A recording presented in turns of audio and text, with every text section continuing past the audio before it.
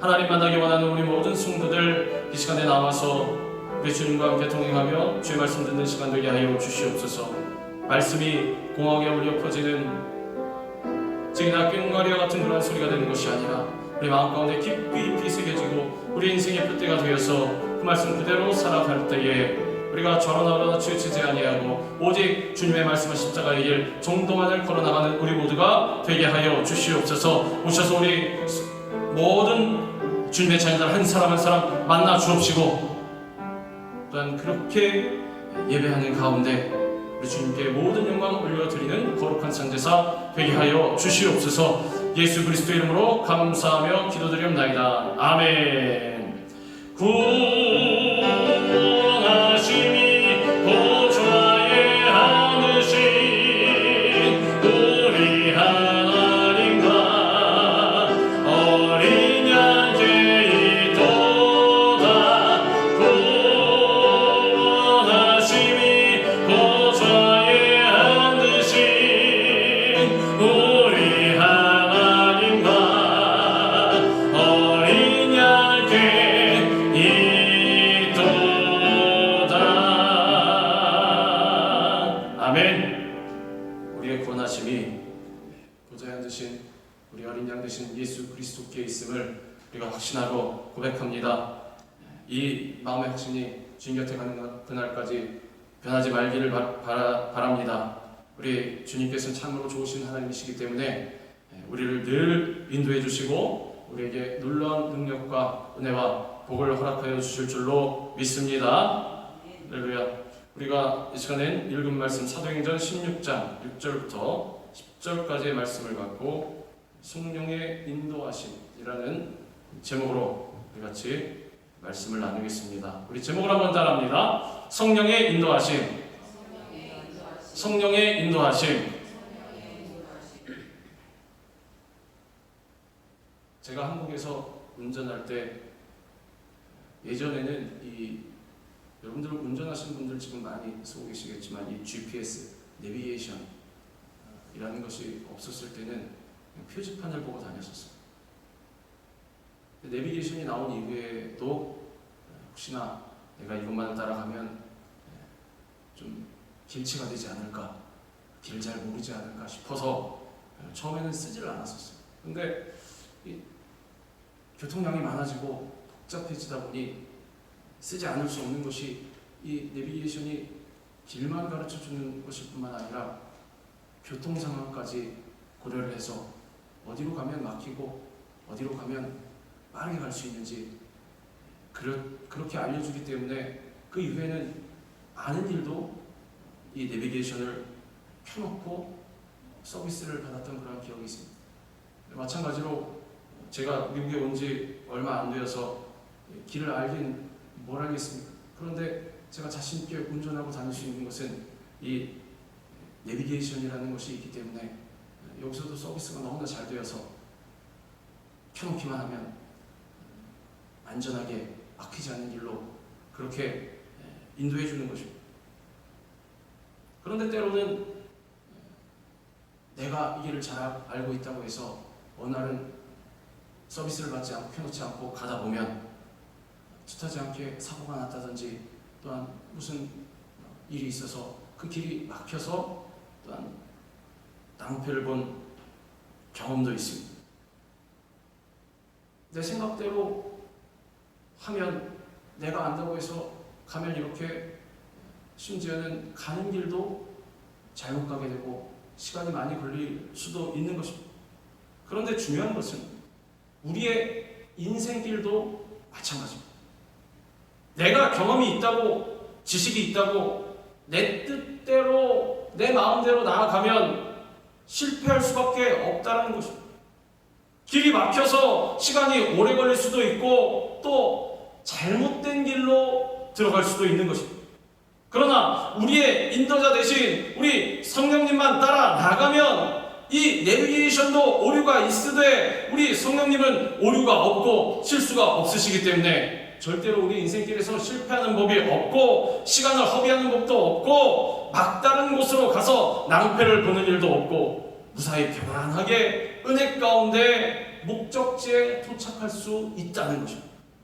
오늘 본문에 바울이 본 마게도냐의 환상은 세계 구원 역사의 흐름에 아주 획기적인 변화를 가져온 그러한 사건이었습니다.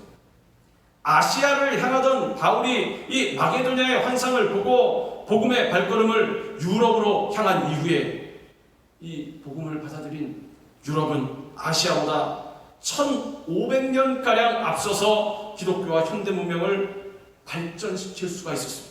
그러므로 하나님의 자녀된 우리도 이처럼 예수 그리스도 안에서 성령의 인도하심에 따라서 꿈과 환상을 가지고 나아가면 위대한 미래의 구원 역사를 창조해낼 수가 있는 것입니다. 바울은 2차 전도 여행을 하면서 아시아에 먼저 복음을 전하고자 이렇게 생각했습니다. 하지만 예수 그리스도의 영이신 성령은 바울이 아시아로 가는 것을 허락하시지 않았습니다. 본문 6절에서 7절은 이렇게 말씀하고 있습니다. 성령이 아시아에서 말씀을 전하지 못하게 하시거늘 그들이 부르기아와 갈라디아 땅으로 다녀가 무시아 앞에 이르러 비두니아로 가고자 애쓰되 예수의 영이 허락하지 아니하시는지라.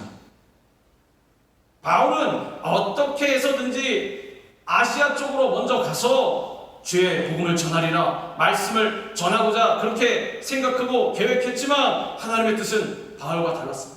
하나님, 아시아에서 전하든 유럽에서 먼저 전하든 무슨 상관이 있습니까? 어쨌든 어느 곳에 가서도 먼저 전하면 되지 않습니까? 사람은 그렇게 생각할 수 있지만 하나님의 뜻은 그것이 아니라는 것입니다. 그리고 그렇기 때문에 성령께서 바울의 계획을 강력하게 막으셨습니다. 아니다, 아시아로 가지 마요. 그래서 바울은 무시아에서 비두니아로 가는 것을 포기하고 무시아를 지나 드로아로 향할 수밖에 없었습니다. 이 드로아라는 곳은 소아시아의 에게해에 있는 연안의 항구 도시입니다. 그것은 무엇이냐? 유럽, 그러니까 마게도냐로 왕복하는 배들이 있는 그런 항구였습니다. 유럽으로 가기 위해서는 그곳으로 가야만 하지. 아마도 그때 바울이 성령의 인도하심을 따르지 않고 고집을 부리고 만약에 아시아로 갔더라면 전도 사역에 실패가 기다리고 있었을 것입니다. 때때로 우리가 가는 길을 성령께서 막으실 때가 있습니다. 아니야, 그쪽은 아니야, 가지 마라. 이때 우리는 가던 길을 멈추고 기도하면서 하나님의 뜻이 어디 있는지 잘 살피고 말씀을 묵상하면서 성령의 인도하심에 순종하여 그곳으로 나아가야 하는 것입니다. 요나를 보시기 바랍니다. 그는 니느웨에 가서 하나님의 말씀을 전하라는 명을 받고도 그것이 싫어서 반대 방향인 다시스로 도망쳤습니다. 요나의 입장에서는 이 니느웨로 가는 것이 말도 안 됐습니다. 우리 민족의 원수들, 하나님, 이스라엘 백성들의 원수들이면 하나님의 원수 아닙니까? 그리고 제가 거기 가서 외치면 그들이 저를 어떻게 하겠습니까? 갈 수 없습니다. 이것은 제가 주님의 음성을 잘못 들었겠죠. 고집을 부리고 다시스로 도망치는 것입니다. 그러나 하나님은 다시스로 도망하는 요나를 풍랑과 큰 물고기를 동원해서 회개시키신 후에 결국 다시 니느웨로 보내셨다는 것입니다. 그래서 결국 어떻게 됐습니까? 회개할 것 같지 않았던 그 이방민족 큰 서극 니느웨 모든 백성들이 왕으로부터 시작해서 짐승까지 다 베옷을 입고 금식하며 회개하고 변화된 것입니다. 그러므로 아무리 내가 생각한 계획이 훌륭하고 완벽하게 보여도 하나님의 뜻이 아니라고 한다면 언제든지 주님 그렇습니까? 그러면 돌이키겠습니다. 그 일을 중단하고 계획을 바꿀 수 있어야 하는 것입니다. 하나님의 뜻은 우리의 뜻보다 비교할 수 없이 높고 완전하기 때문에 이는 하늘이 땅보다 높음 같이 내 길은 너의 길보다 높으며 내 생각은 너의 생각보다 높으니라. 하나님의 방법은 우리가 원하는 방법과 얼마든지 다를 수 있는 것입니다. 꿈의 사람 요셉을 보시기 바랍니다. 11개의 곡식단과 또 해와 달과 11별이 자신에게 절하는, 이 요셉에게 절하는 꿈을 알게 된 형들이 요셉을 시기해서 애굽의 노예로 팔아버렸습니다. 그러나 요셉은 이 보디발의 노예로 살면서도 꿈을 포기하지 않고 그에게 맡겨진 일에 최선을 다했습니다. 자기 생각과 다른 인생이지만 주님 앞에 주님께서 저를 인도하고 계심을 믿습니다. 최선을 다한 것입니다. 보디발 아내의 유혹을 뿌리치다가 억울하게 감옥에 갇혀 고통을 당할 때에도 그는 실망하지 않고 자신을 인도하신 하나님의 뜻을 의심하지 않았습니다. 그렇게 13년의 고통의 세월을 인내하면서 하나님의 인도하신 대로 나아간 결과 마침내 어떻게 되었습니까? 감옥에서 풀려났더라, 일반인이 되었더라, 그것으로 끝난 것이 아니라 요셉은 30세가 되어서 꿈을 이루고 그 거대 대국 애굽의 수장이 된 것입니다. 그런데 총리가 된 요셉이 자신을 애굽의 종으로 팔아버렸던 형들과 다시 만났을 때 형들은 큰일 납니다. 거부가 된 그런 수준이 아니라 이 정치적으로도 무시무시한 힘을 갖고 있는 이 요셉의 총리가 되었으니 저 요셉이 우리를 어떻게 할까? 자신들에게 보복할까봐 두려움에 떨었습니다. 그때 요셉은 형들에게 이렇게 말합니다. 그런즉 나를 이리로 보낸 이는 당신들이 아니요 하나님이시라. 하나님이 나를 바로에게 아버지로 삼으시고 그 온 집의 주로 삼으시며 애굽 온 땅의 통치자로 삼으셨나이다. 그 모든 일이 형들로 인한 것이었다고 생각하고 날마다 이를 갈고 슬피 울면서 복수만을 다짐했다면 요셉이 이렇게 주님의 뜻에 따라서 성공할 수가 없었을 것입니다. 요셉의 형들이 아니라 하나님의 계획 아래 하나님께서 요셉의 인생길을 예비하시고 인도하셨다는 것입니다. 우리가 옆에서 만약에 요셉의 인생을 봤으면 어떻게 판단했겠습니까? 저 사람 분명히 하나님 앞에 큰 죄를 지었을 것이다. 저 사람 하나님께 심판받는다. 이렇게 짧은 생각에 여길 수도 있었을 것입니다. 하나님의 뜻, 하나님의 계획, 하나님의 생각은 우리와는 다르다는 것입니다. 겉모습만 보고서는 판단해서는 안 된다는 것입니다.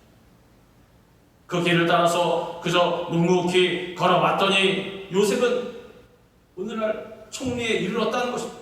만약 우리가 생각한 방법이 막힐 때가 있다면 우리가 생각한 계획이 아무리 내 생각과 내 눈에 보기 좋아도 우리는 계속해서 고집을 부린다든지 좌절하고 낭망하고 원망하는 것이 아니라 요셉처럼 그 길을 온전히 하나님께 맡기고 걸어가야 하는 것입니다. 시편 37편 5절에서 6절은 이렇게 말씀합니다. 내 길을 여호와께 맡기라. 그를 의지하면 그가 이루시고 내 의를 빛같이 나타내시며 내 공의를 정오의 빛같이 하시리라. 내 길을 주님께서 빛같이 환하게 비춰주신다는 것입니다. 그리고 나의 길을 맡겼으면 성령께서 인도하시는 길로 순종하고 나아가야 하는 것입니다. 그러면 성령의 능력으로 말미암아 우리의 인생길에 놀라운 일들이 펼쳐지게 되는 것입니다. 성령의 사람이라고 불리는 리즈 하월스라는 이 부부는 한 선교 집회에서 아프리카를 향해 선교하는 환상을 봤습니다. 그러나 이 하월스 부부는 자신들이 선교사를 생각해 본 적도 없었고 그들 부부에게는 누가 있었느냐? 금방 태어난 아이까지 있었습니다. 이 아이가 있는데 우리가 놓고 어떻게 선교사역을 할 수가 있을까? 그런 그들에게 하나님은 저 아프리카의 영혼들을 내 친아들보다 더 사랑한다는 사실을 증명해 보여라. 주님이 이렇게 말씀하셨어요. 결국에 이 하월스 부부는 아들을 다른 사람에게 입양시키고 아프리카를 향해서 나아갔습니다. 옆에 사람들이 상식적으로 보기엔 말도 안 되는 일이었을 것입니다. 주님 말씀하시니 나아간 것입니다. 그때 주님은 이렇게 말씀하셨습니다. 너희가 나를 위해서 포기한 그 모든 것들에 대하여 내가 100배로 갚아주겠다. 특히 아프리카에 1만 명의 영혼들을 달라고 주장해도 좋다. 하월스 부부는 이 약속을 붙잡고 남아프리카 가자랜드에서 선교 사역을 시작했습니다. 그런데 그곳은 마침 전염병이 돌아서 수많은 사람들이 죽어가고 있었습니다. 이 선교사분은 간절히 기도했습니다. 그러니까 그때 죽음의 전염병이 그 지역만을 피해가는 그러한 기적이 났습니다. 이후에 그 지역의 수많은 영혼들이 주님께 돌아오게 되어서 이 하월스 부부 아프리카 선교 사역에서 큰 열매를 거두었습니다. 그 후에 성령의 또 다른 인도하심을 받아서 영국으로 돌아온 부부에게 예상하지 못했던 또 다른 부르심이 임했습니다. 하나님 어떻게 말씀하셨냐 하면 나는 너를 통해서 대학을 세울 것이다. 그리고 이 일을 위해 금 3,000파운드를 주겠다. 하나님은 약속대로 웨일즈 신학교의 부지를 얻게 하시고 오늘날 영국의 웨일즈 신학교를 세우게 하셨습니다. 한편 이 하월스 부부가 초기에 하나님께 바친 아들 이름이 사무엘이라고 합니다. 마침 이 사무엘은 양부모의 사랑 속에서 훌륭하게 성장하여서 대학을 졸업한 후에 어떻게 되는데 다시 친아버지 곁으로 돌아왔습니다. 그리고 이 하월스 부부 자신의 부모가 설립한 웨일즈 신학교에서 재직하였고 아버지인 하월스가 본향으로 부르심을 받은 후에 아버지를 이어서 웨일즈 신학교의 학장이 되었습니다. 이처럼 성령님의 인도하심에 순종하여서 선교사역을 기쁨으로 감당했을 때 성령께서는 주님께 드린 아들을 훌륭하게 키워주셔서 다시 이 부부에게 되돌려 주셨던 것입니다. 우리도 성령의 인도하심을 따라 행하며 이 같은 놀라운 일들을 체험할 수가 있는 것입니다. 그러므로 성령의 인도하심을 받기 위해 우리는 늘 기도하고 또 주의 말씀을 대하는데 전념해야 하는 것입니다. 그리고 겸손히 하나님의 음성에 귀를 기울여야 합니다. 하나님이 나에게 무엇이라 말씀하시고 어느 곳으로 인도하시는가 하나님이 말씀하실 때 그럼 어떻게 해야 되냐? 아멘! 주님 그렇게 하겠습니다. 아멘으로 순종하면 순종하는 자의 발걸음을 통해서 큰 은혜를 이루시고 또한 놀라운 복으로 채워주시는 것입니다. 바울은 아시아로 가는 모든 길이 막히니까 순간 인간적인 마음에 탄식하여서 지친 상태로 밤에 잠이 들었는데 환상을 봤습니다. 한 마게도냐인이 마게도냐로 건너와서 우리를 도우라, 우리를 도와달라 외치는 환상을 봤습니다. 본문 9절에 이렇게 말씀합니다. 밤에 환상이 바울에게 보이니 마게도냐 사람 하나가 서서 그에게 청하여 이르되 마게도냐로 건너와서 우리를 도우라. 여기서 밤은 아무것도 보이지 않는 어두움을 상징하는 것입니다. 우리 힘으로는 아무것도 볼 수 없고 만질 수도 없고 어디로 나아갈 수도 없고 무엇을 할 수도 없는 그러한 밤 같은 상황을 만날 때 그리고 자신의 무능력한 실체를 똑바로 깨닫고 보게 될 때 그때 비로소 나의 모든 것을 하나님께 맡기게 되고 하나님께서 그때 찾아오셔서 우리에게 꿈과 환상을 주시는 것입니다. 그리고 이때가 바로 하나님만 전적으로 의지하고 나아갈 때인 것입니다. 그래서 믿음의 사람들은 절망의 밤에도 희망을 노래하는 것입니다. 내 영혼아 내가 어찌하여 낙심하며 어찌하여 내 속에서 불안해하는가. 너는 하나님께 소망을 두라. 그가 나타나 도우심으로 말미암아 내가 여전히 찬송하리로다. 우리의 힘으로는 아무것도 할 수 없다고 주님 앞에 겸손히 인정할 때 오직 나를 도우시는 분 우리 하나님께만 소망을 둘 때 그때 주님은 우리를 찾아오시는 것입니다. 수고하고 무거운 짐진 자들아 다 내게로 오라. 내가 너희를 쉬게 하리라. 바울은 절망 속에 지쳐 쓰러져 자던 밤에 마게도냐 사람이 우리를 도우라 애타게 호소하는 환상을 봤습니다. 당시에 마게도냐를 비롯한 이 로마는 도덕적으로 타락하고 영적으로 빈곤한 상태로 무너져 내리고 있습니다. 그 절망의 상태에 처한 마게도냐 사람이 환상 가운데 바울에게 우리를 도와달라고 도움을 청한 것입니다. 이 영국 태생의 존 헤론이라는 사람, 미국의 의과대학의 뛰어난 인재였습니다. 그래서 이 존 헤론은 의사시험을 준비하던 중에 어느 부흥회에 참석해서 성령으로 거듭나는 체험을 했습니다. 그리고 기도하는 중에 이제 준비가 끝났으니 땅 끝으로 가라, 이 음성을 들었습니다. 보통 사람 같으면 앞날이 보장된 이 내려라는 의사생활로 갈 텐데 부흥에 참석해서 하나님께서 땅 끝으로 가라, 이 음성을 듣고 그대로 말씀에 순종했습니다. 어디로 갔느냐? 조선의 선교사로 가기로 결단을 했습니다. 이 헤롯은 조선을 향한 불타는 선교 열정을 품고 주님 명령하시니 제가 가겠습니다. 마침내 1885년 6월 21일 지금 인천항 이 제물포에 도착했습니다. 그는 조선 땅을 밟고는 한없이 울었습니다. 그 눈물은 주님의 음성에 순종하여서 드디어 땅 끝에 도착해서 흘리는 감격적인 눈물이었습니다. 마음이 벅차올랐습니다. 주님 감사합니다. 이 땅 끝에 저를 보내시고 선교사역을 감당하게 하시다니 제가 무엇이 간데 주님 감사합니다. 감격의 눈물 흘린 것입니다.